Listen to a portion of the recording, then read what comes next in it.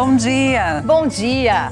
Um país do tamanho do Brasil carrega muitas culturas. Em cada canto, um costume, um sotaque, um jeito diferente de lidar com a terra. Hoje, o Globo Rural vai até a Serra da Mantiqueira, em Minas Gerais, para contar a história de um grupo que ainda usa o arado de boi. Um mutirão para preparar o solo para o plantio. Esse grupo de agricultores se reúne pelo menos 4 vezes ao ano para manter viva uma tradição. Desde o tempo do meu avô, meu pai, todos. A gente aprendeu com eles e tá aí, ó. É coisa que nós não deixa acabar. O esperado sempre depende e de tem muito mais no programa de hoje. As safras são curtas, os preços do arroz estão em queda. A área dedicada ao grão deve diminuir na próxima safra. Crise também no mercado do leite. Aumento na produção e na importação são as principais causas. Em Mato Grosso do Sul, os agricultores dão início ao cultivo da soja. Em Goiás, a falta de chuva atrasou o início do plantio da soja. No Piauí, a seca continua grave. O número de incêndios disparou neste segundo semestre. E o que acontece com um pé de pimenta que não cresce, não dá flor e nem fruto? A resposta daqui a pouco. O preço baixo do arroz desanima produtores do Rio Grande do Sul. Tá difícil fechar as contas. A Mônia trabalha com um plantio de arroz há 6 anos em Uruguaiana, na fronteira oeste gaúcha. Neste ano, por causa dos baixos preços, ela reduziu a lavoura em 20%. Nós optamos por reduzir porque realmente os custos estão muito altos. Então é necessário, entendeu? Todo o setor está repensando a cadeia. E é muito triste quando tu fala para um produtor que tu precisa reduzir a área. Não é o que nós gostaríamos. E além dos custos altos, os agricultores também enfrentam dificuldades para ter acesso a crédito rural. É o caso do Jair, de Pelotas. Olhando a equação do produtor, que é de inviabilidade econômica, não quer conceder o crédito. Eu vou dar o crédito para o fulano, se o ano que vem ele vai ter prejuízo e não vai conseguir me pagar. O preço do arroz atingiu o menor patamar dos últimos 14 anos. No Rio Grande do Sul, a saca está sendo negociada na casa dos R$ 57,00 e já não cobre os custos de produção. Os custos, em geral, todos se elevaram, seja fertilizante, seja mão de obra. Nós tivemos aumento de custo e redução dos valores. Lá na frente vai ser um prejuízo. Essa desvalorização se deve principalmente ao aumento da oferta. O Brasil teve uma grande safra de arroz ano passado, quase 13 milhões de toneladas, acima da demanda interna. Com a queda nos preços, a estimativa do Instituto Rio-Grandense de Arroz é que a área cultivada para a próxima safra caia a 5% no estado. Nos preços atuais de mercado, a lavoura de arroz acaba. A lavoura de arroz não se sustenta nos patamares que o arroz vem sendo comercializado hoje. Hoje nós estamos perto de 30% abaixo do custo de produção do arroz, ou seja, é algo insustentável. A Conab anunciou um pacote de medidas para apoiar o setor com compras governamentais e ajuda no custeio de frete, por exemplo. Mas para o setor, haveria medidas mais eficientes para ajudar os produtores. Seria muito mais produtivo para o setor que houvessem medidas que favorecessem a saída desse produto para terceiros mercados, melhorando sim o nível de estoques, diminuindo o nível de estoques internos e aí sim tendo uma repercussão positiva em termos de preço. Enquanto a situação não se resolve, os agricultores continuam apreensivos. A lavoura está nascida, agora vem os manejos, né? Então a gente segue aqui fazendo o que a gente sabe fazer, com o coração apertado, sabendo que tu vai colher prejuízo. Mesmo com a redução na área, o Rio Grande do Sul deve responder por quase 70% da produção de arroz do país. O plantio da soja está lento em algumas regiões do Centro-Oeste. Em Goiás e Mato Grosso do Sul, os agricultores ainda precisam de chuva. Em Ribas do Rio Pardo, o Rodrigo vai cultivar a soja em 3.000 hectares. A semeadura, por enquanto, acontece apenas na parte que é irrigada. No ano passado, ele fechou a temporada com média de 75 sacas por hectare. O pivô, ele hoje é o nosso seguro. Então, a gente pode ter um ano muito ruim climaticamente, um ano que falte muita água, que o pivô vai sempre te entregar. Então, se a gente fala em produzir 75 sacos, o pivô você vai estar produzindo 85. A área destinada ao cultivo de soja deve crescer cerca de 5% neste ano e chegar aos 4.800.000 hectares. Com chuvas ainda irregulares, o cultivo da soja segue devagar em algumas regiões do estado. E parte dos produtores precisam da irrigação para dar início ao plantio. Esse ano está atípico do ano passado, né? A gente está tendo uma condição totalmente desfavorável para o plantio. Então a tensão é muito maior por conta do solo estar compactado e baixa umidade. A gente está soltando o plantio nas áreas irrigadas, mas mesmo assim o pivô ainda não consegue suprir toda a necessidade de descompactação do solo. Em Goiás também falta chuva para o plantio engrenar. As máquinas estão paradas. As sementes que eram para estar germinando ainda estão guardadas. Para iniciar o plantio de soja nesta lavoura em Silvânia, só está faltando o tempo ajudar. É uma angústia, que a gente fica assim, um investimento alto, né? Os negócios tudo pronto, assim, adubo, semente, e não tem nada a ser feito. Em Goiás, a área plantada até agora é de 15%, segundo a Federação da Agricultura e Pecuária. A média dos últimos anos, neste período, era de 32%, ou seja, um atraso de 2 semanas. E isso se deve principalmente à falta de chuvas. Apesar do atraso, a previsão da Conab é de que a área plantada no estado cresça quase 4% e passe de 5 milhões de hectares. Nesta outra lavoura, o plantio de soja começou no meio de outubro. Dos 180 hectares, 100 ficam numa área irrigada. Mas manter o pivô ligado por tanto tempo pode trazer prejuízo ao produtor. O custo da área irrigada ela é muito grande. Então plantamos só um para não onerar muito. Mas agora, como é época de chuva, a gente prefere esperar para não ficar tão caro. Nessa época do ano, o agricultor quer chuva. Cíntia Toledo, será que agora vai? Bom dia. Agora vai, Cris. Um bom dia para você, para Ellen. Bom dia para você que está aqui com a gente também. A notícia é boa para os produtores do Centro-Oeste, que sofreram com a estiagem nos últimos meses. Finalmente, a chuva começa a vir com mais regularidade. No mapa, dá para ver que essa região aparece em azul. Isso significa muita água até o fim desta semana. 40 milímetros em Goiás e 80 em Mato Grosso do Sul. Aliás, a semana vai ser chuvosa na maior parte do país. Para hoje, inclusive, tem risco de temporal em São Paulo, no Rio e no sul de Minas. Mas do norte de Minas para cima, a secura predomina. Nenhuma gota prevista para toda essa área que está aqui em branco no mapa. Em algumas regiões, não chove há meses. Então, o risco de queimadas continua alto, principalmente nesses pontos em roxo. Aqui, a situação é de emergência. É o caso do Piauí. O fogo lá traz prejuízo para os produtores. O Piauí enfrenta a pior seca dos últimos 6 anos, de acordo com o levantamento da Agência Nacional de Águas e Saneamento Básico. 100% do território está afetado pela estiagem em diferentes níveis. E com essa seca tão grave, o número de incêndios também cresceu.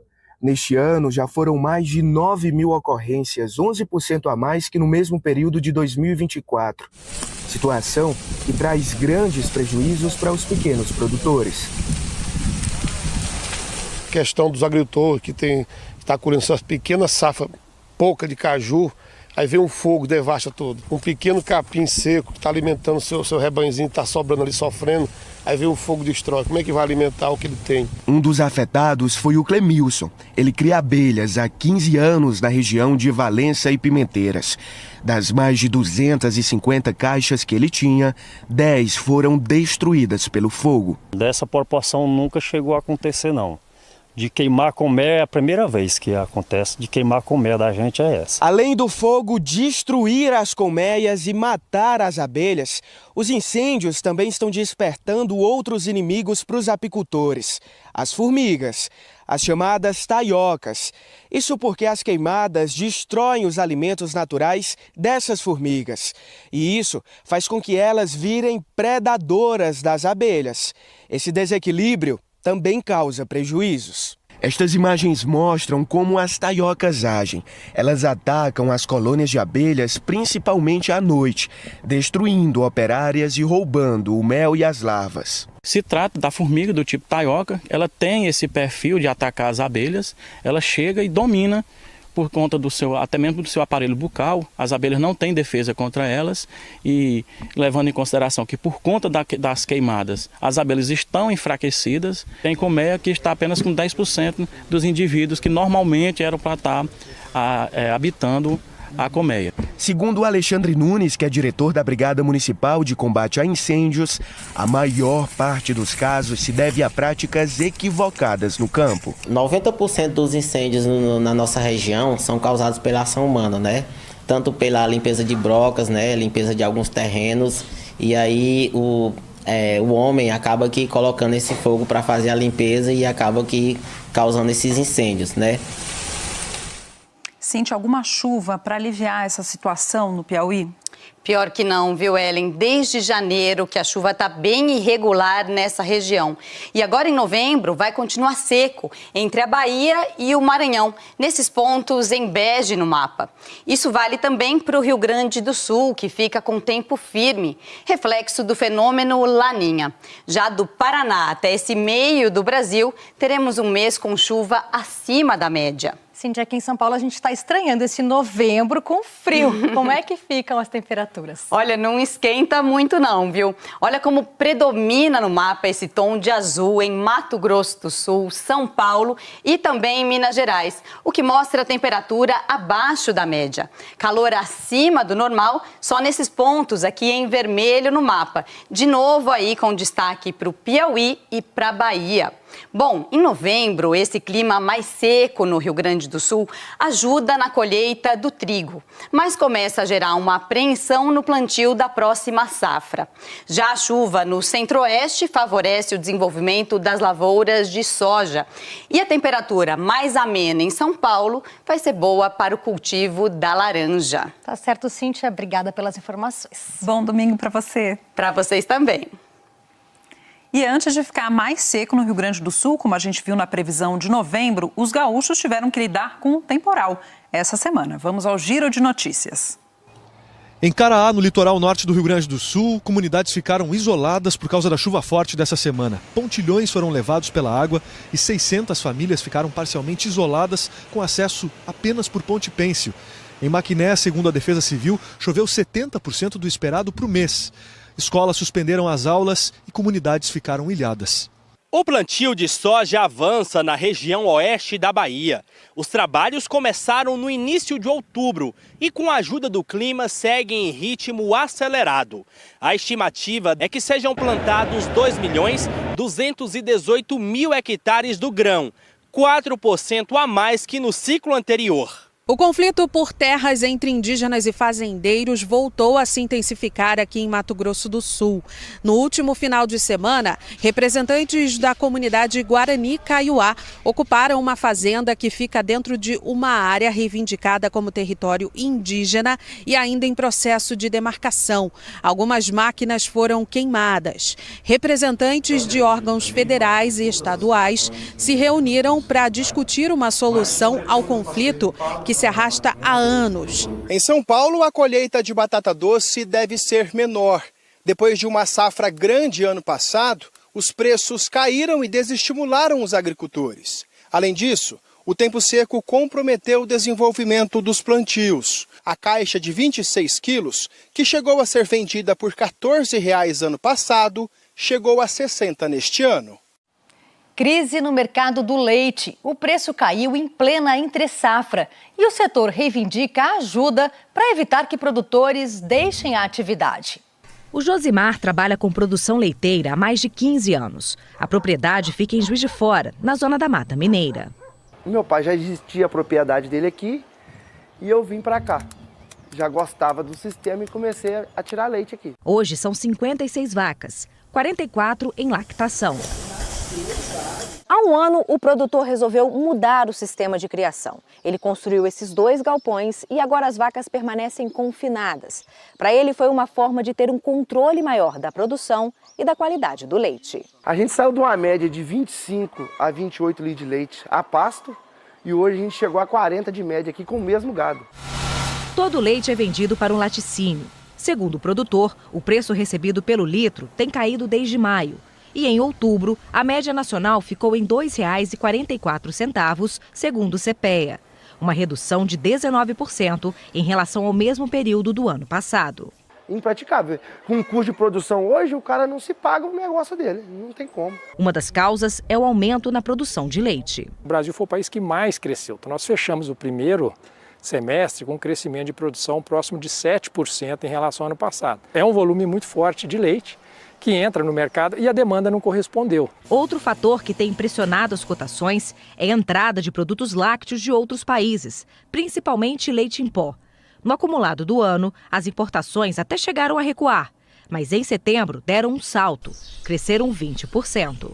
A gente importou 192 milhões de toneladas e a tendência é que outubro também venha de novo com volume mais elevado, e isso tem pressionado os preços. Então, principalmente o leite que vem da Argentina e do Uruguai, os derivados, estão muito competitivos. Diante desse cenário, a Associação Brasileira dos Produtores de Leite reivindica ações do governo para conter as importações. E nós precisamos ter autossuficiência na nossa produção e não crescer cada vez mais as importações, como aconteceu. Temos que criar maneiras de não só ter o incentivo, também o governo pode trabalhar com maior compra pública de lácteos e outras ações que possam ser trabalhadas.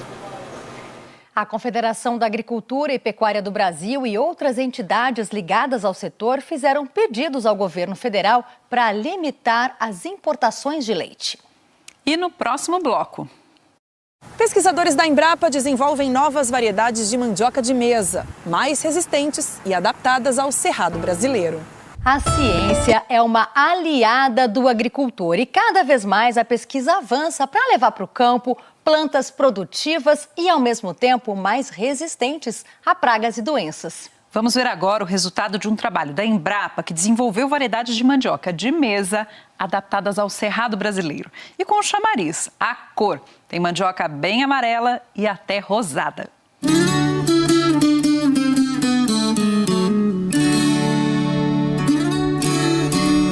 Uma riqueza escondida debaixo da terra.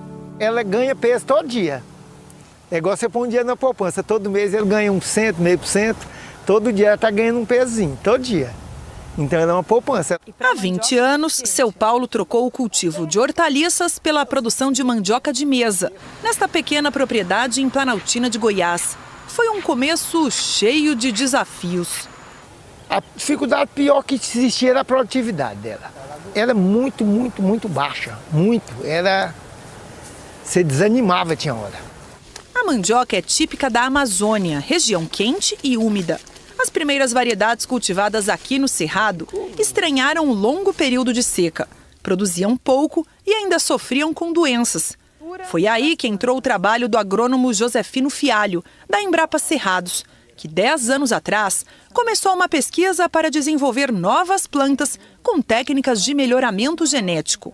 Inicialmente nós fazemos a seleção no banco de genético de quais materiais vão ser pai e mãe, com as características que nós desejamos. Em campo, os pesquisadores semeiam 2 linhas com plantas que serão a mãe da nova variedade e uma linha de cada lado com as plantas que serão o pai. Quando cresce, o pé de mandioca produz flores masculinas e femininas. Para fazer o cruzamento, é preciso arrancar as flores masculinas da planta mãe e deixar as abelhas levarem o pólen da planta pai até as flores femininas da planta mãe. Cada flor dá um fruto com sementes. Cada semente vai gerar um novo pé de mandioca. Assim nasce uma nova variedade, com a mistura das características da mãe e do pai. Quando você faz os cruzamentos, você começa a trabalhar com 600 a 700 clones, 760 materiais. Aí eles passam por 3, 4 anos de seleção dentro da unidade de pesquisa e aquelas com qualidades superiores, normalmente você seleciona de 10 a 15 materiais e leva para os produtores testar a nível de pesquisa participativa. O resultado foi o lançamento de 7 novas variedades nos últimos anos. Vamos falar aqui de 2, a BRS 429, amarela, e a BRS 400, mais rosada. De cara, elas já se destacam pela cor, que é um atrativo, mas as qualidades vão além. Seu Paulo trocou as variedades tradicionais pelas mandiocas amarelas da Embrapa. São 3 hectares em plena produção. Quando eu plantei ela, eu fiquei abismado. A diferença dela para quem tinha aqui era monstra. Produzia 5 vezes mais, muito mais amarela. Então a diferença foi absurda. Aí eu animei. Aí eu acabei com a que eu tinha tudo e comecei a plantar só ela. Segundo a Embrapa, enquanto a produtividade média nacional da mandioca é de 16 toneladas por hectare, a variedade amarela chega a 40. Com irrigação e manejo, dá para tirar da terra até 60 toneladas por hectare. Antes, o seu Paulo precisava arrancar entre 7 e 8 pés de mandioca para encher uma caixa como essa, de 20 quilos. Hoje, com a variedade amarela, é metade disso. Bastam 4 pés e a caixa está assim, no peso para venda. Qual que é a vantagem de uma produtividade maior? É que você não gasta tanto plantio para você colher uma quantidade boa, né? Vamos supor, quando você plantava 2 hectares para colher uma quantidade razoável, você com 1 hectare você colhe bastante. Outra vantagem é o tempo de colheita. As variedades tradicionais levam de 12 a 14 meses para chegar ao ponto certo. A amarela é bem mais apressadinha. 8 meses ela dá para colher. Está num padrão de venda. Você desocupa a terra mais cedo, você ganha o dinheiro mais cedo. As novas variedades também são resistentes à bacteriose, principal doença que ataca a cultura. As folhas secam e a produtividade cai. Nós não temos cultivar imune, mas são tolerantes. Quer dizer, apesar da existência da bacteriose regional, não aconteceu com elas. Então, elas são tolerantes à bacteriose. Aqui mesmo, na lavoura do seu Paulo, os pés crescem saudáveis. Com irrigação, ele consegue produzir o ano inteiro e escalonar a colheita, levando em conta a demanda e o preço. Se você não colher ela hoje, você colhe amanhã, você colhe daqui 1 mês, você colhe daqui 2. A maioria não tem ela agora. Daqui 1 mês, 2 meses, já aumenta a oferta. Para quem toca a lavoura só com a ajuda do filho, as novas variedades trouxeram maior praticidade para o campo e mais clientes também. As suas vendas aumentaram? Aumentaram. E muita, e muita. Não, a venda aqui não dá conta. Se fosse para entregar para todo mundo aqui, vende isso aqui em 2 meses. Se o senhor plantar mais? Vende mais.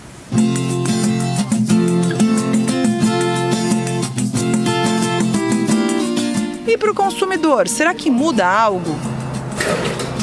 O tempo de cozimento. Da mandioca amarela cai pelo menos pela metade. Para provar que essa mandioca cozinha rápido mesmo, o seu Paulo usou uma panela convencional, gente. Olha só, 8 minutinhos, ela ficou no ponto. Se cozinhar mais, derrete, viu? Na panela de pressão, 4 minutos. Não é que cozinhou mesmo? E a cor? Amarelo vivo. Bem diferente dessa outra mandioca tradicional, mais branquinha. Bom, chegou a hora de provar, né? Vamos na mandioca amarela? Bora. Vamos lá.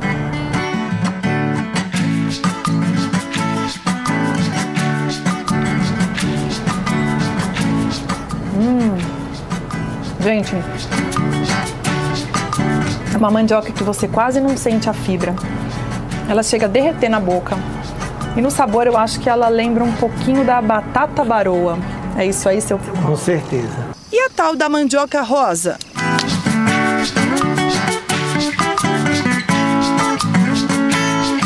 Viemos prová-la na companhia do João Falqueto, outro produtor de mandioca em Planaltina, no Distrito Federal. A cor é bonita, né? Vamos saber agora o sabor. Ela é mais firme que a outra mandioca, mais consistente. E acho que o sabor é um pouco mais suave, um pouco mais sutil do que o da mandioca amarela. Mas de rosa, convenhamos que ela não tem nada, né? Tá mais pra salmão ou alaranjado. Por que será? Isso aí só lá no campo mesmo, viu? Lá no campo a gente colhe é rosinha, mas depois que cozinha, ela fica assim, essa coloração aí. Vamos ver lá no campo, então? Vamos sim, agora. O João e o pai dele, seu José, cultivam 2 hectares de mandioca de 4 variedades da Embrapa. 3 amarelas e a rosa. Os pés são bem parecidos, mas basta arrancar a raiz da terra para ver a diferença. Olhando assim, parece uma mandioca convencional, na coloração tradicional. Pele marrom, casca creme, mas embaixo dessa casca a gente observa que tem uma espécie de uma pele, uma película, que é bem rosada, e esse rosa se espalha para dentro da raiz numa coloração menos intensa e tem até alguns pontinhos rosados espalhados dentro da mandioca. Bem interessante, viu? Em 30 anos de cultivo, o seu José nunca tinha visto mandioca dessa cor. Achei curioso. Mandioca rosa? Achei curioso, né? Nunca tinha visto, né? Muito boa ela. A mandioca rosa também chega mais rápido ao ponto de colheita e rende bem. A produtividade fica entre 20 e 30 toneladas por hectare. Quanto tempo tem esse pé que se arrancou, João? Esse pé aqui vai fazer 10 meses. Quantos quilos mais ou menos aqui? Aqui deve ter uns 10 a 11 quilos esse pé aqui. Tem umas raízes aí com uns 2 quilos cada. Uma boa produtividade? Produtividade. Além disso, tem uma vantagem nutricional. É rica em licopeno, um carotenoide, pigmento natural que dá cor avermelhada aos alimentos e atua como antioxidante no organismo. Só tem um probleminha. Muito consumidor desconfia justamente da cor. Pensa que é coisa geneticamente modificada, né? Mas não tem nada disso. Tem nada disso, é coisa bem feita. O que falta para a mandioca rosada ser um sucesso? Só saída, ter saída para ela. Só isso, que é uma mandioca excelente. Agora é trabalhar para divulgar a novidade e conquistar cada vez mais compradores. A gente que vive disso, a gente tenta vir mais variedades para a gente agregar valor, né, no nosso produto. Se a gente vê uma coisa que cada ano vai melhorando mais, a gente tem o incentivo de produzir para cada vez melhorar mais, né?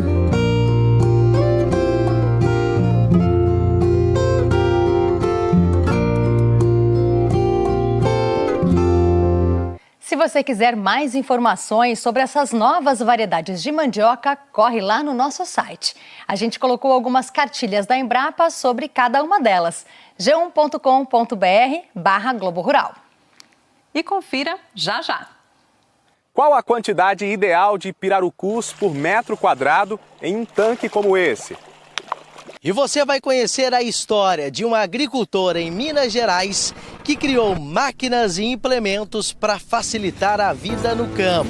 De Minas Gerais vem a história de um agricultor inventor. Olha, Ellen, ele sentiu na pele o peso de cuidar da lavoura de abacaxi e criou engenhocas para facilitar o trabalho. Quem passa pela BR-153 em Minas Gerais já desconfia. Estamos na terra do abacaxi. Em Frutal, na região do Triângulo Mineiro, ele é o carro-chefe das lavouras de pequenos e médios agricultores. É o caso do Júlio César, que cultiva a variedade Pérola no distrito de Aparecida de Minas. Opa, aqui que é o Júlio? Bom dia, Gabriel. Firme e forte, na paz? Graças a Deus. Já são 30 anos na produção da fruta. Um trabalho que esbarrava em 2 principais desafios. Não tinha como a gente aumentar a área devido à mão de obra escassa, a falta de maquinários para nos ajudar, e era tudo braçal. Então a dificuldade era muito grande. Sofrimento do começo ao fim. As coisas começaram a mudar quando Wagner entrou nessa história. Ele foi produtor de abacaxi por mais de 20 anos. Conhece bem as dificuldades. Eu tinha só um funcionário. E a área que eu tinha era muito para um funcionário e eu não aguentava ajudar ele a trabalhar. Eu ia lá um pouquinho na lavoura, mas logo eu dava um jeito de ir embora porque o esforço físico é muito intenso, né? Foi aí que ele usou a criatividade e perdeu algumas noites de sono para virar esse jogo.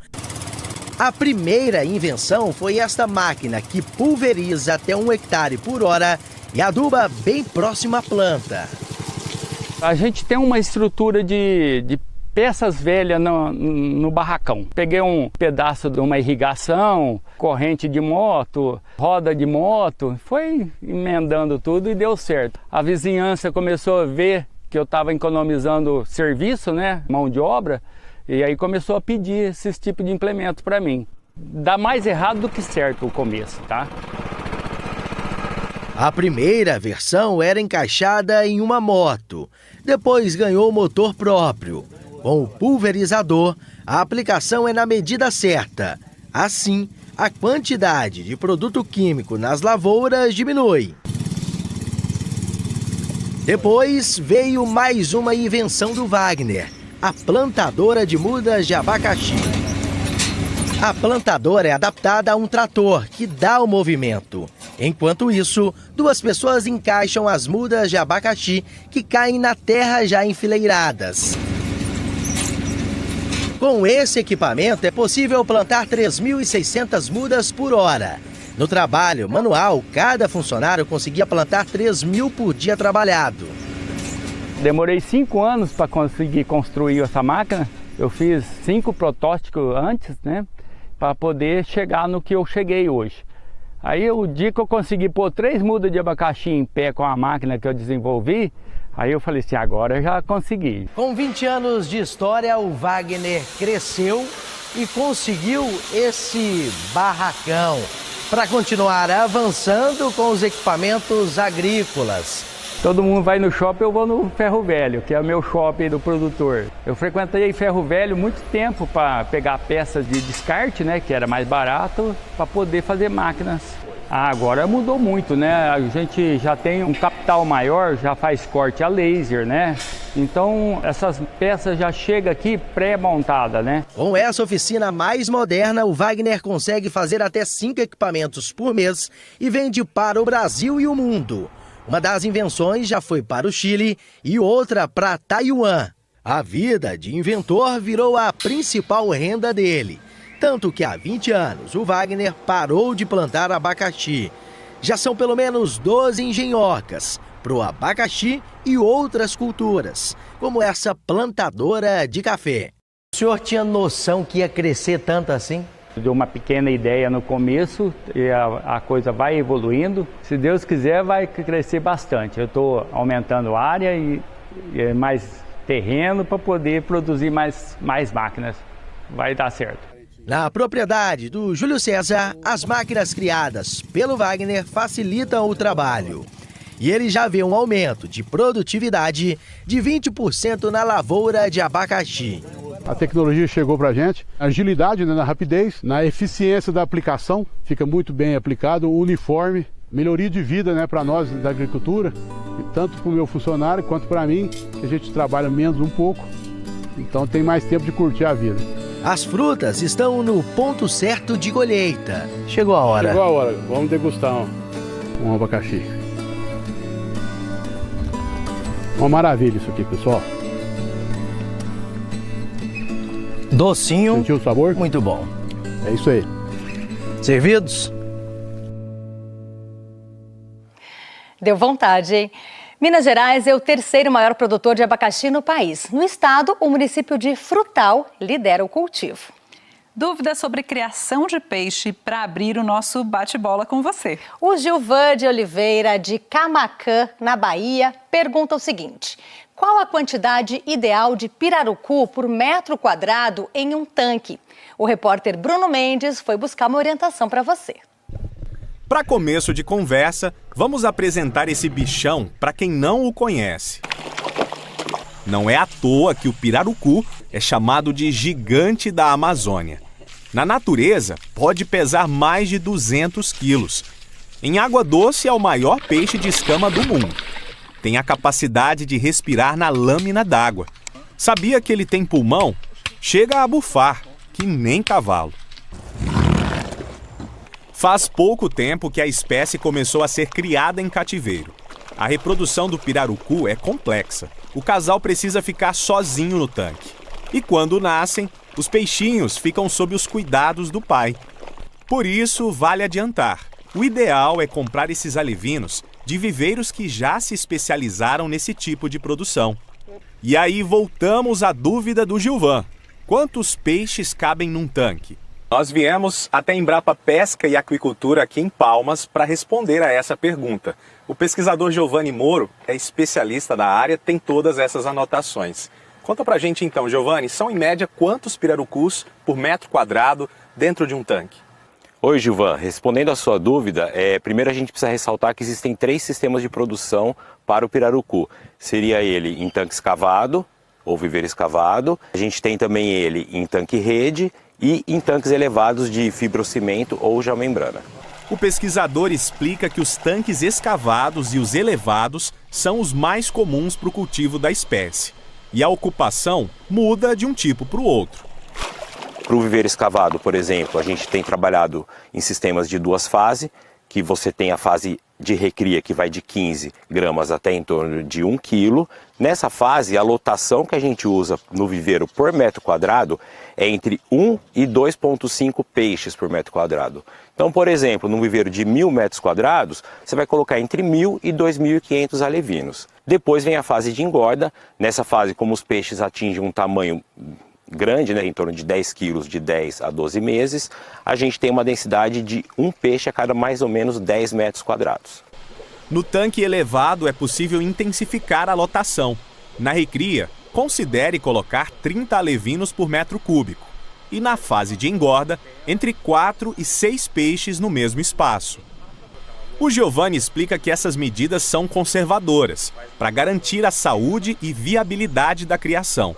Mas dá para aumentar a quantidade de pirarucus com o tempo.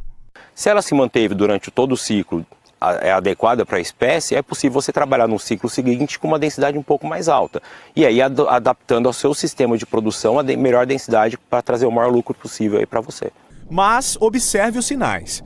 Apesar do pirarucu ser resistente e retirar oxigênio do ar, botando a cabeça para fora d'água, existem indícios que mostram quando a ocupação extrapolou o limite. Os peixes começam a se acumular na entrada de água porque você tem uma água de melhor qualidade. Então sempre está atento ao consumo, isso é um sinal que sua densidade está acima do que é o ideal para a espécie. Como a gente viu, a produção dessa espécie em cativeiro é recente, então vale procurar a orientação de um técnico. A Sandra, de Barueri, São Paulo, encontrou essa flor no caminho do trabalho. Ela fez um belo registro e escreveu pra gente. Que espécie é essa? Sandra, o nosso consultor, o agrônomo Shukichi Kurosawa, identificou como sendo a cardo santo, também conhecida como cardo roxo ou cardo mariano. É da mesma família da margarida e do girassol. Ela pode ter várias cores, rosa, amarelo, roxo, branco. Mas cuidado que essa flor costuma ter muitos espinhos no caule e nas folhas. Fique com a gente, daqui a pouquinho tem mais resposta. O que acontece com um pé de pimenta que não cresce, não dá flor e nem fruto? E você vai ver uma tecnologia inovadora desenvolvida pela Embrapa que diagnostica os neumatoides, um tipo de verme microscópico que causa prejuízos bilionários na agricultura brasileira. Nosso assunto agora é pimenta. A dona Leni Cândido, de Jaraguá, Goiás, quer saber por que as pimenteiras do quintal não crescem, não dão flor e morrem. A gente deu essa missão para o repórter Rafael Castro. Nesta horta experimental do Instituto Federal de São Paulo, em Barretos, encontramos uma situação parecida com a que a dona Leni nos relatou. O pé de pimenta malagueta está com folhas murchas e frutos que não se desenvolveram.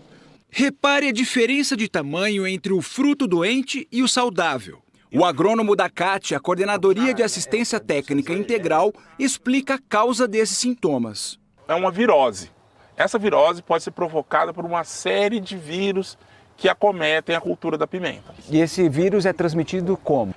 Pelos insetos sugadores. Os insetos sugadores perfuram a planta para se alimentar da seiva. É nesse momento que acontece a transmissão do vírus. Os sugadores que mais atacam a cultura de pimenta são a mosca branca e o pulgão. O problema, dona Leni, é que não há cura para essa virose. O que a dona Leni vai ter que fazer é erradicar, ficar um tempo sem ter pimenta na horta, para depois voltar a cultivar. Quanto tempo tem que ficar? 90 a 120 dias. E já que não tem tratamento, os especialistas reforçam a importância da prevenção. Nós viemos aqui para o laboratório porque o Marcos vai mostrar para a gente como fazer um repelente natural contra os insetos que transmitem a virose. A receita é simples? A receita é simples, com ingredientes que encontramos na nossa própria cozinha. Você vai precisar de uma cabeça de alho, uma colher de sopa de detergente neutro, litro de água e 100 gramas de qualquer tipo de pimenta. É só bater tudo no liquidificador e coar. O repelente natural está pronto. Nós temos a alicina, que é uma proteína presente no alho, e a capsaicina, que é outra proteína existente na pimenta. Então, essas duas substâncias em conjunto vão ajudar a repelir os insetos. Já o detergente ajuda a fixar todas as substâncias na folha. Mas antes da aplicação é importante tomar alguns cuidados. A gente está usando luvas e óculos. Por quê? A substância presente na pimenta pode provocar irritação. Com que frequência tem que aplicar? Nós vamos fazer aplicações semanais, nos horários mais frescos do dia, pela manhã ou pelo final da tarde. Para quê? Para evitar queimar as folhas das plantas. Vamos aplicar molhando toda a planta. Tomando esses cuidados, como vai ser a próxima pimenteira da Dona Leni? Uma planta vigorosa, produzindo bastante frutos, bonitos, saudáveis e saborosos. E pimenta bem ardida. E pimenta bem ardida. Outra sugestão é procurar variedades mais resistentes à virose. Bora para nossa dica de cartilha. O Wender Geraldo, de Pirenópolis, Goiás, quer montar uma pequena granja para a produção de ovos e pede um livrinho. Vamos lá, Ender, abra a câmera do seu celular, aponte para o código que já está aqui no cantinho da tela. Você vai ter acesso a essa publicação da Embrapa sobre boas práticas de bem-estar na criação de galinhas poedeiras. Tem informação para fazer as instalações, os puleiros, os ninhos e ainda os cuidados com a alimentação e saúde das aves. Esse material também está disponível lá no nosso site e é de graça. Vem participar do Globo Rural com a gente, mande a sua dúvida, olha só o nosso número de WhatsApp, é o 11 98895 5505. Vale enviar texto, foto, vídeo e não deixe de colocar o seu nome e o do seu município. Hora de conferir os eventos pelo Brasil. Em São Paulo, tem simpósio sobre criação de ovelhas em Pirassununga e sobre o controle de pragas e doenças na cana-de-açúcar em Jaboticabal. Exposição de produtos da terra em Muniz Ferreira, Bahia. Eventos sobre biotecnologia na pecuária em Caxias, Maranhão. No Paraná, leilão solidário em Sertaneja e festa agropecuária em Cascavel. E tem mais festa no Giro de Notícias. No Tocantins, o distrito de Taquarussu, em Palmas, recebe a 7ª edição da Festa da Jabuticaba. Durante o evento, os agricultores abrem seus pomares para os visitantes. Em algumas propriedades, são mais de 1.000 por dia. Além de colher as frutas, as pessoas podem também provar diversos produtos fabricados com a jabuticaba, como geleias e licores. A festa vai até meados de novembro. Nesta semana foram divulgados dados oficiais de desmatamento do Instituto Nacional de Pesquisas Espaciais. Entre agosto de 2024 e julho deste ano, a Amazônia perdeu 5.800 quilômetros quadrados de floresta, 11% a menos que nos 12 meses anteriores e a menor taxa em 11 anos. Redução também no Cerrado, onde o desmatamento caiu 11,5%. Os embarques brasileiros de grãos estão crescendo este ano. As vendas internacionais aumentaram 7% entre janeiro e outubro, na comparação com o mesmo período do ano passado. Resultado que se deve ao forte aumento nas vendas de soja, principalmente no segundo semestre. Mesmo com o atraso na colheita, os preços do trigo estão em queda. Com a produção internacional em alta e os estoques internos cheios, a oferta está acima da demanda do mercado. Com isso, os produtores gaúchos estão recebendo, em média, R$ 61 pela saca de 60 quilos de trigo, 10% abaixo do praticado há um ano. O trigo em queda aqui no Brasil, mas subindo lá fora. Confira os preços agrícolas nas bolsas internacionais.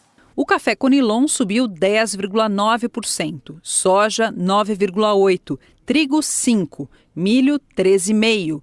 Café arábica 3% e o algodão 2,1%.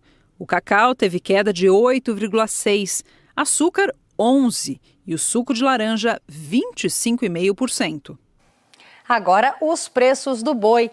Em Gurupi, Tocantins, a arroba vista foi negociada na sexta-feira por R$ 300. Rancharia São Paulo, R$ 318.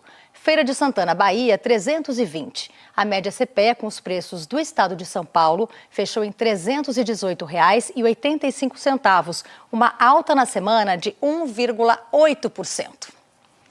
Vem aí mais um robô para a agricultura.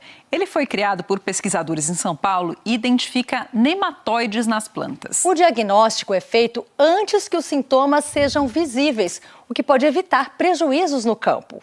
No fim de tarde, assim que o sol se põe no campo, as casas de vegetação da Embrapa Instrumentação em São Carlos, região central de São Paulo, revelam o resultado de uma pesquisa inovadora. A luz de LED violeta de alta potência identifica a presença de nematóides que ameaçam diversas culturas. Eles são uma espécie de vermes, que vivem aí no solo e podem infectar as plantas, através do solo ou mesmo através das folhas. Vai causar danos irreversíveis para a planta e ela acaba morrendo. Foram 3 anos de estudos. Nessa fase, os pesquisadores contaminaram folhas e raízes de plantas de algodão com diferentes espécies de nematóides. Na sequência, o robô passou a analisar vaso por vaso, várias vezes por dia, na tentativa de encontrar as primeiras alterações químicas causadas pela doença nas estruturas das folhas. Mede no escuro justamente para não ter interferência da luz externa e para a planta não estar com a atividade fotossintética ativa, porque isso saturaria a fluorescência da clorofila. Então, o que acontece é que quando ela é infectada por um nematóide, a planta vai tentar reagir a essa infecção e aí a gente usa essas informações que são relativas às mudanças químicas que estão ocorrendo na planta como uma assinatura para a gente fazer esse diagnóstico precoce. Hoje, a forma de identificar se a planta está contaminada é visual, mas demoram a surgir os primeiros sinais nas folhas. Isso pode levar de 40 a 50 dias depois da contaminação. Já o robô, que foi desenvolvido pela Embrapa, consegue entregar esse resultado muito antes, a partir do 9º dia. Todas as informações que são registradas por ele são encaminhadas para um banco de dados e depois analisadas por inteligência artificial. A gente tem, vamos supor, 500 imagens que é infectada com esse nematóide. Então ela tem que aprender padrões desses atributos que a gente extraiu que se identificam com esse nematóide. Então a partir disso ela aprende. Aí a gente pega uma imagem que ela não sabe qual que é o estresse e ela tem que adivinhar se é do nematóide X, Y, ou estresse hídrico ou uma planta saudável. Só na produção de algodão os nematóides são responsáveis por um prejuízo de 4 bilhões de reais por ano. Na soja, esse número é ainda maior, batendo a casa dos 27 bilhões de reais.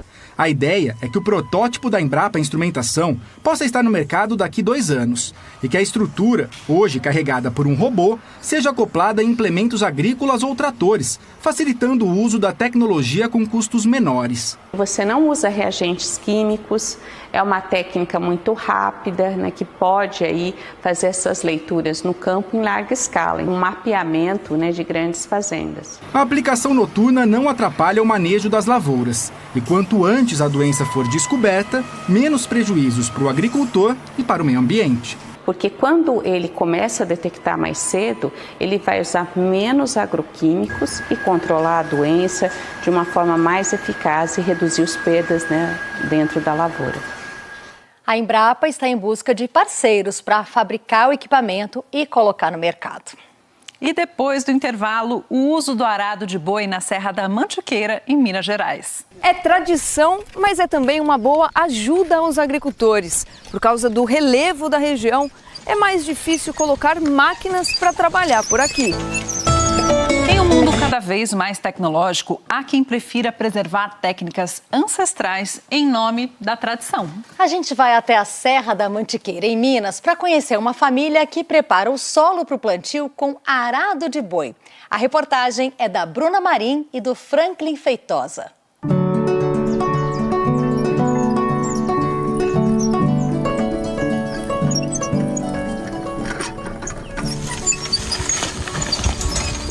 O som do arado riscando a terra parece fazer o tempo andar mais devagar em Maria da Fé, coração da Serra da Mantiqueira, em Minas Gerais.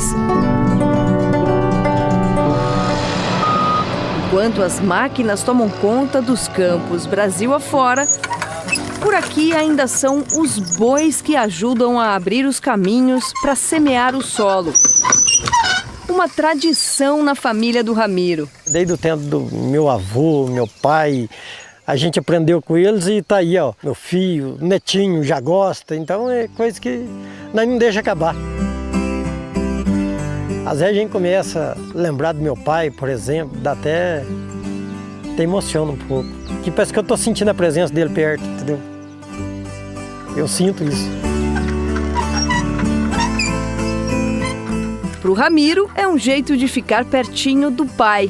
Mas o instrumento também carrega uma importância histórica, como explica o Pedro Moura, agrônomo da empresa de pesquisa agropecuária de Minas Gerais. O arado, foi um dos primeiros implementos que foi criado pelo homem ainda na pré-história. Então ele foi uma revolução na época, na agricultura. Aquele homem que ainda vivia como nômade, quando ele começou a entender o que era a agricultura, ele conseguiu se fixar em aldeias. E hoje a gente ainda tem ele como implemento utilizado em tratores, mas para grandes produções. O arado puxado a partir de tração animal ainda é extremamente importante porque ele ajuda ali na sustentabilidade de pequenas comunidades. A máquina para mim é só para transporte. Eu prefiro os bois, porque os bois, ele corta a terra no sentido contrário. O trator, ele desce, de cima para baixo, dá muita erosão. E o trator também ara a terra muito funda. Ele vira uma terra vermelha, uma terra fraca, lá do fundo para cima. E no boi, ele costuma cortar mais ou menos uns 20 centímetros, que é o bom da terra. Hoje em dia, o plantio direto, que reutiliza a palha da safra anterior sem revolver o solo, é bastante usado na região. Uma prática mais sustentável. Mesmo assim, em algumas lavouras, o arado ainda é o preferido. No sítio de 6 hectares do Ramiro e da esposa Sueli, é dia de preparar a terra para o plantio de batata. Ele fofeia a terra, ele vira a terra, o sentido contrário. Você vê que aonde já arou, o capim fica por baixo e a terra por cima. Aí esse capim vai virar esterco na terra. E tem um ponto ideal para passar o arado na terra? Sim, o ideal é que o solo não esteja seco demais e nem úmido demais. Então, para o produtor, ele consegue ver isso facilmente pegando no torrão. É quando a gente consegue desmanchar o torrão na mão. Agora, se ele estiver úmido demais, também é ruim. Aquele ponto que forma um barro na mão. Porque nesse ponto, o arado vai acabar compactando mais o solo. O trabalho é sempre feito em dois. Ao lado da boiada, vai o carreiro. Claro. Aqui no sítio, essa função geralmente é feita pelo Zé Raimundo, genro do Ramiro.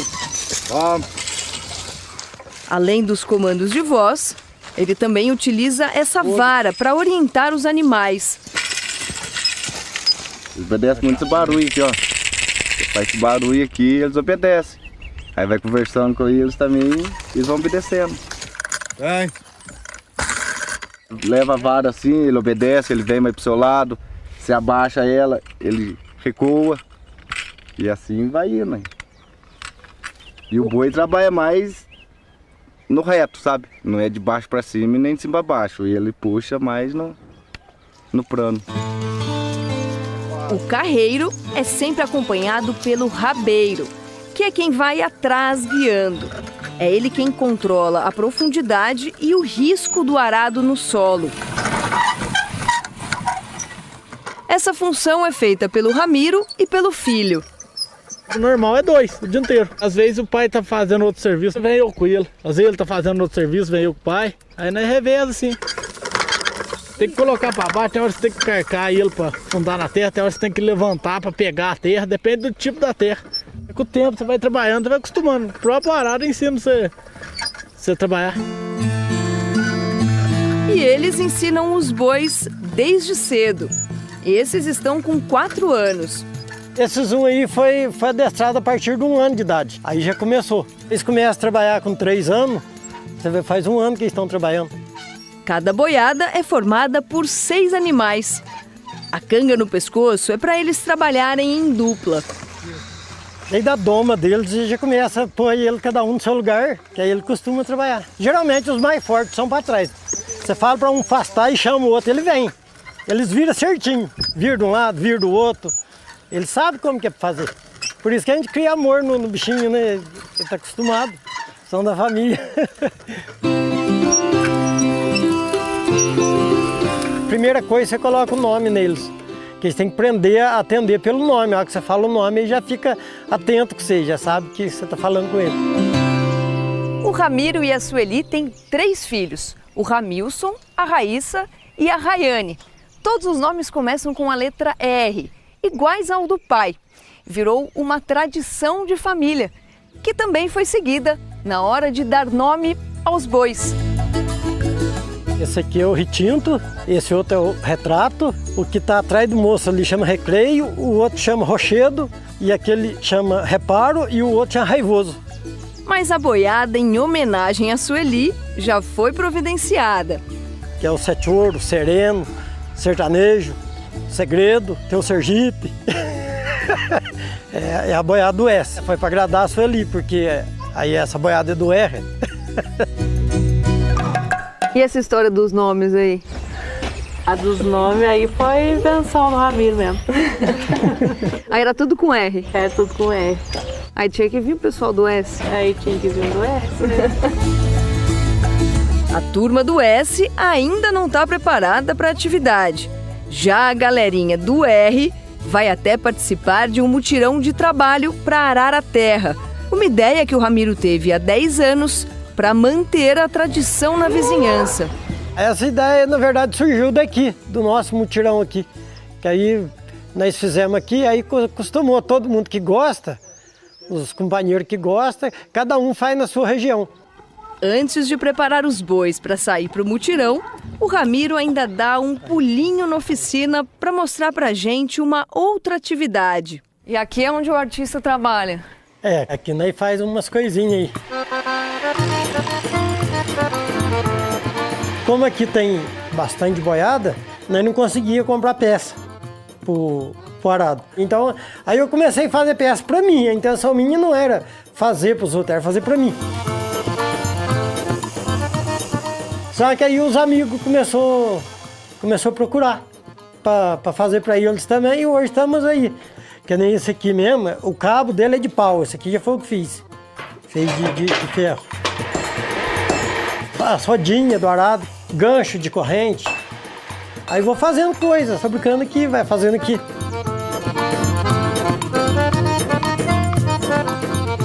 Lá fora, os animais já estão prontos para pegar a estrada.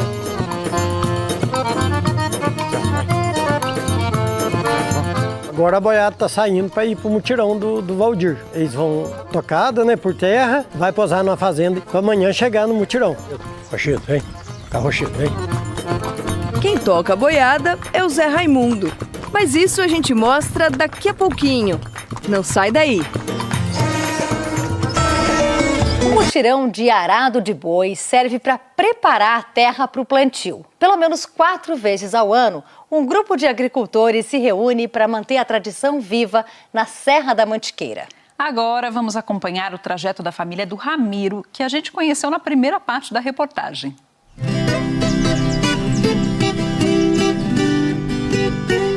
O mutirão começa muito antes da chegada ao destino final, quando os boiadeiros colocam os animais na estrada. O Zé Raimundo, genro do Ramiro, vai na frente para levar os bois para o mutirão, que dessa vez vai acontecer em uma propriedade no município vizinho de Dom Viçoso. É um trajeto de cerca de 20 quilômetros, que deve durar em média 4 horas. E a gente vai acompanhar um pouquinho desse percurso. Ô Zé, no caminho assim, o que é mais difícil? Ah, é tudo tranquilo, mas é o suor, né? Mas é sossegado. Pra nós ir assim, vai tranquilo. Nessa toadinha aí, nós vamos encontrar os outros companheiros. Logo ele se junta com os vizinhos que também vão participar do mutirão. O senhor vai seguir junto aí com a boiada? Vamos seguir. O senhor vai como? Vai a cavalo? Não, eu tô de carro, vou na frente para dar um alerta pros caras que vêm de encontro, né? Porque aqui tem bastante trânsito, né? Estrada meia boa, perigoso.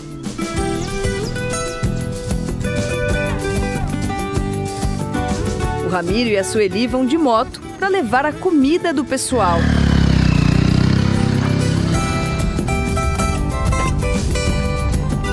Um pouco à frente, mais uma parada. Arrumou até um banquinho aí. Não, um banquinho aqui não é muito bom não, mas a sombra tá boa. A hora boa, né? Abençoada, né? Olha que beleza. Quantos bois vocês estão levando? Eu tô levando 12. 2 boiadas. E agora até lá dá mais quanto tempo? Diz que é perto, não sei. É perto, mas ainda gasta uns 30 minutos forgado, né?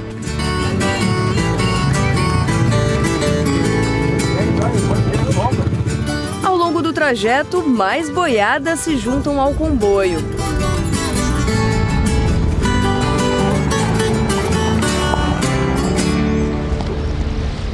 Quando chegam ao local do mutirão, os animais têm uma área reservada para descansar, com pasto à vontade, sombra e água fresca. É aqui que eles vão passar a noite, na propriedade do Valdir, o anfitrião da vez. Desde criança eu mexo com boi, meu pai já mexia, né? Foi passando tradição. Aí eu falei, vamos fazer um mutirão, companheirada, ajuda, né? Aí eu resolvi fazer. Aí eu começou agora, acho que não para mais. Cada vez está melhorando, né? A gente faz as coisas com carinho. Primeira vez eu fiz, deu 16 boiadas. Aí o ano passado deu 28. E esse ano eu acredito que vai dar umas 42, 43 por aí. Essa é a área de 11 hectares que vai receber o mutirão. Quem me leva para conhecer o espaço é o seu Nenê, irmão do Valdir. Amanhã aqui vai estar bem diferente. Vai ser muito bem diferente. Cheio de gente, boiado. Ele explica que a terra que vai ser semeada com milho ainda não está boa para receber o arado. O jeito é olhar para o céu e torcer. Se chover, fica melhor. Parece que tá vindo uma chuvinha aí. Tá trovejando. Eu acho que amanhã vai estar bom, se chovendo. Fica melhor por quê? Fica macio, né? Aí não pesa muito os boi fazer. Aí se estiver seco, pesa o boi fazer. Tem conforme a boiada nem não aguenta se estiver fraca. E para vocês também. Para nós também. Ajuda um pouquinho. Ajuda um pouco, tá aí. E não é que a torcida funciona. A noite cai e no dia seguinte, o ranger das rodas nas estradas de terra anuncia a aproximação das últimas comitivas. Sob o comando dos carreiros, os bois caminham lado a lado. Na parte de trás, uma das duplas puxa um carro de boi, meio de transporte simples, que hoje não é o protagonista, mas que também carrega muita tradição. Estão vindo de onde? Virgínia. E é longe daqui? Uns 8 quilômetros, onde? E esses carros de boi bonito aí? Sei lá da fazenda lá. Vocês usam ainda? Como que é? Usam só para desfile, para puxar o esterquinho, para passear, andar à toa. Porque serviço muito não tem mais, né? Só igual hoje, só para nós dar um passeio. Bom demais. Nossa equipe acompanha a boiada. E não para de chegar mais gente e mais bois. Você participa sempre do mutirão? Eu participei desde o primeiro ano, eu estava segurando arado. Aí esse ano eu consegui fazer uma boiadinha, tô trazendo ela, primeiro ano que vai a terra. Eu gosto. Desde novinho, né, a gente cuidado no meio, tradição de família, né? Eu já incentivando a mulher também. Você também já participou? Já, segundo ano. É bom estar junto com eles no meio, conversar, rir, aprender várias coisas, né?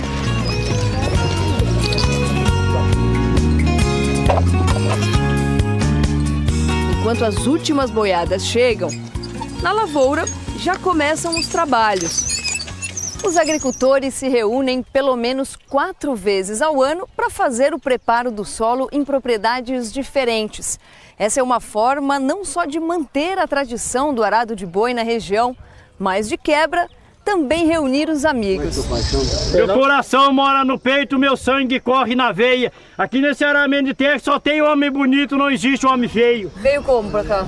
Bebendo de caminhão, uma caminhonetinha. O mais importante é juntar os amigos, né? Você fica conhecendo muita gente e faz uma amizade boa, né? Ficamos sabendo aqui, negócio vindo no meio da turma. E vimos dar uma volta, né? As boiadas ocupam o terreno e, aos poucos, o cenário vai se transformando. Cada um entra com seu boi, cada um já sabe onde vai pegar, né? Então vai organizando. Não precisa ficar, faz isso, faz aquilo, não. O pessoal já sabe o que vai fazer.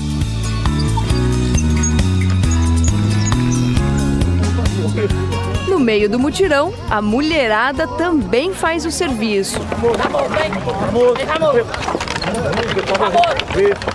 A Lavínia é filha do Valdir. Faz tudo. Desde pequenininho? Desde pequenininho. Pilota trator? Trator, sempre gostei. Desde pequeno. E dia de mutirão, assim? Ah, é bom, né? Nossa, eu gosto demais. Dos 3 que teve aqui, tava junto.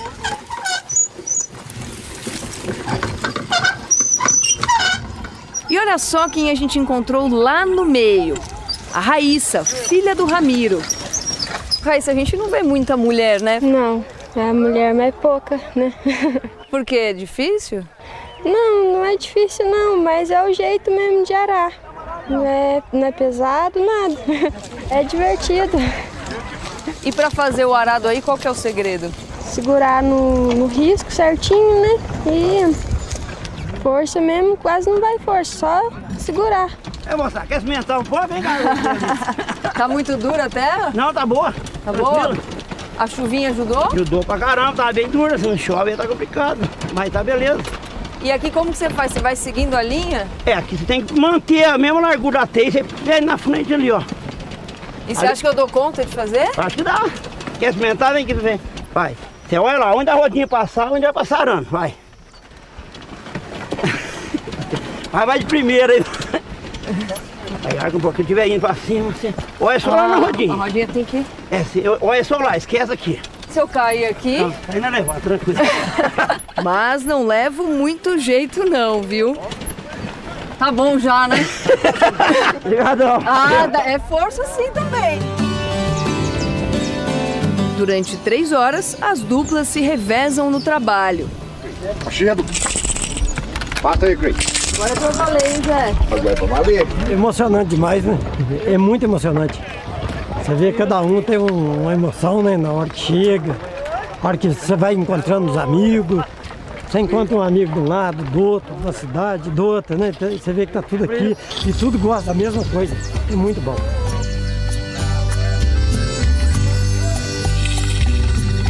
Na lavoura, pelo menos, o mutirão chega ao fim. Mas ainda tem a melhor parte. Aí tá aí a leitoa no rolete aí. Cada um cuida um pouquinho? Cada um cuida um pouquinho. E qual que é o segredo para ficar boa mesmo? Vai ficar boa, se Deus quiser. Não tem segredo? Vai ficar boa. Não tem segredo.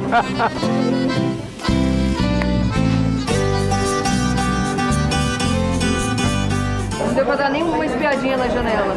Não deu tempo. Deu muito trabalho? Não. Se for pra fazer, nós faz de novo. Eu não sei, não tem explicação. É uma coisa por Deus, né? A Maria Cecília e a Regiana são da família do Valdir, o anfitrião. Elas que comandaram a turma para cozinhar para mais de 400 pessoas.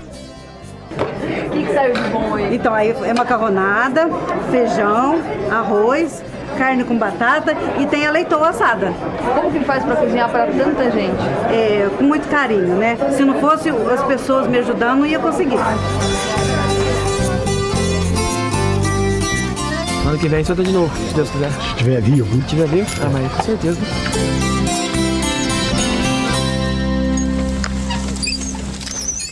E olha, seu Ramiro já avisou, a turma lá tá só esperando o milho chegar no ponto de colheita para se reunir novamente. O próximo mutirão é o da pamonha. Eu quero. Manda aqui pra gente, seu Ramiro. Queremos. E com essa bela história a gente termina o Globo Rural de hoje. Sábado às 6 horas tem a nossa reprise. E domingo, programa inédito às 8h30. Bom dia. Uma ótima semana para você.